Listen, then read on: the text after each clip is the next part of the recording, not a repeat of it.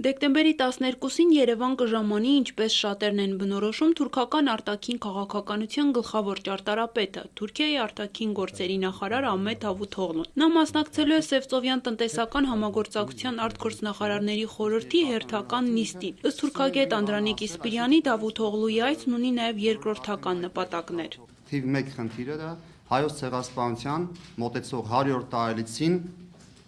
հայ-թուրքական հարաբերություններում իբրև առաջընթաց նկատվող իմիտացիան է։ Դա գլխավոր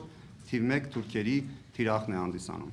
Մյուսը կապված են արդեն աշխարհակահական զարգացումներով տարածաշրջանում։ Իսկ այդ զարգացումներն ըստ բանախոսի մեր հարևան երկրի համար այնքան էլ բարենպաստ չեն։ Թուրքիան ձգտում էր ունենալ զրո խնդիր իր հարևանների հետ, բայց ստացվեց հակառակը։ Զրո հարևաններ եւ հազարավոր խնդիրներ։ Այս ամենին ավելացրած Հայաստանն իր քաղաքական նոր կեցվածքով եւ Պուտինի այցը։ Տարածաշրջանում ազատության վերջնական կորստի հետ փորձում են չհաշտվել եւ Դավութօղլուի այցը նպատակ ունի նաեւ տարածաշրջանում հիշեցնել Թուրքիայի մասին։ Քաղաքագետ Հայկազուն Ալվրդյանի կարծիքով Թուրքիան իր արտաքին քաղաքականության մեջ նահանջել է, բայց արի ու տես անգամ այս դեպքում փորձում է երկխոսել նախապայմանների լեզվով։ Պատահական չէր, որ Դավութօղլուի այցի հաստատումից առաջ հատկապես թուրքական մամուլում ոչ պատահաբար լուրեր տարածվեցին Ղարաբաղի ազատագրված երկու շրջան հանձնելու պայմանի մասին։ Դրանք մնացին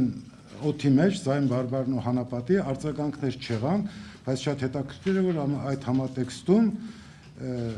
վերջին ճիգներ արվում, կարծես ինչ որ նախապայման թելադրելու։ Սա իհարկե ոչ թե մեր արտաքին քաղաքականության հաղթանակն է, այլ կապված է Անդրկովկասում Ռուսաստանի կտրուկ դիրքորոշման հետ։ Այլ կերպ ասած, թուրք դիվանագետը գալիս է այսպես ասած հետախուզական երկխոսությունների, հատկապես որ այստեղ է լինելու Ռուսաստանի արտաքին գործերի նախարարը։ Բայց Դավութօղլուից այս անգամ էլ նոր խոսք սպասել պետք չէ։ Նա կրկնվելու է երկու լսարանի համար՝ միջազգային հանրություն եւ Ադրբեջան։ Թուրքիան ցանկանում են, որ տարածաշրջանում լինի խաղաղություն, Կովկասում լինի խաղաղություն, խոսում է երևակայական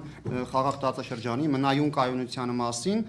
անդադ նույն պատկերն է խոսում եւ իմիջայլոց վերջում հատուկ լսանամը արդեն ավելացնում, եթե Հայաստանը իր խոսքերով ասած դուրս գա բռնազավթված իրենց եղբայր Ադրբեջանի հողերից։ Անկախ ամեն ինչից թուրքական կողմը պատրաստված է գալիս։ Թուրքական անգլալեզու լրատվամիջոցներում այսպիսի վերնագրերով տեղեկատվական հարձակում կա։ Թուրքիան պատրաստվում է Կովկասում խաղաղության հաստատմանը կամ Հայաստանի հետ հարաբերությունների կարգավորում, մինչդեռ պատկերն այլ է նրանց թուրքալեզու աղբյուրներում։ Այստեղ անպայման հավելում են սահմանը բացելու դիմաց Ղարաբաղում տարածք հանձնելու հարցը։ Ինչ պետք է անի հայկական կողմը։ Այս համատեքստում Դավթօղլուն փորձում է միջազգային հանրությանը մոլորության մեջ գցել, դրա համար ճիշտ նկատեցիք, շատ անհրաժեշտ է մեր արտաքին գերատեսչության հստակ